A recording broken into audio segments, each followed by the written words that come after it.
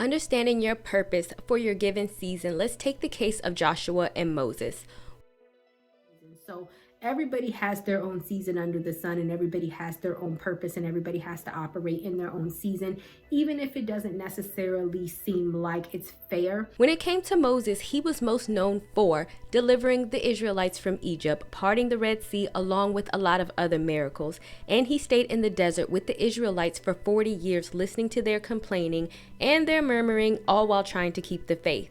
Once the 40 years was done, God told Moses that he would not see the promised land and he had to go up to the mountains and die, and so he did. And Joshua took on the role that Moses had to lead the Israelites to the promised land, a promised land that had to be taken tribe by tribe, and it took Joshua to the end of his life to complete. See in the promised land, because that's what God basically told Moses, was that he was not going to go in the land of milk and honey. And with Moses, he was wandering around in the desert for 40 years with these people who kept disobeying God and kept not listening to him, and he was always held accountable for those people, and he always had to answer to God for those people.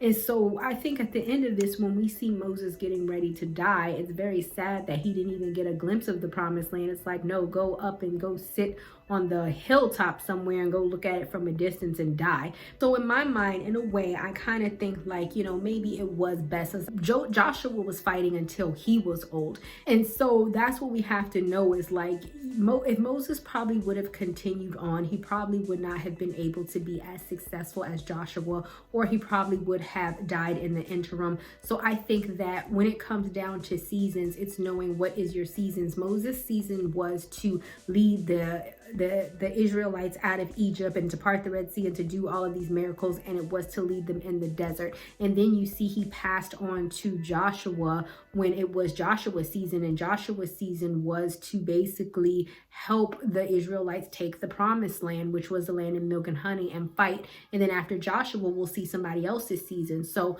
everybody has their own season under the sun, and everybody has their own purpose, and everybody has to operate in their own season, even if it doesn't necessarily seem like it's fair, because it didn't seem fair to me. But we have to understand that God's judgment is always fair, and even though it doesn't work out the way that we liked, or the thing that we have been working so hard for, because Moses was in the wilderness for 40 years expecting to see the promised land, but he didn't get to. So even in the times of the things that we work so hard for that we don't necessarily get to see, we can't just say, oh, God is not real, or get depressed or get down and out about it. We just have to look at what our purpose or our role was in the situation, and understand that Moses' role was the most significant. Just because he didn't enter the promised land or take the promised land, it didn't make it any less significant. Since then, no prophet has risen in Israel like Moses, whom the Lord knew face to face, who did all of those signs and wonders the Lord sent him to do in Egypt, to Pharaoh and to all of his officials and to his whole land. For no one has ever shown the mighty power or performed the awesome deeds that Moses did in the sight of all Israel. Deuteronomy 34:10-12. Not ready for the show to end? It doesn't have to. You can head over to my site where you can read hundreds of articles. And also you can feel free to shop my store where I have all of my products for sale. And last but not least, for even more video content, feel free to visit my YouTube channel where I talk about a wide array of content.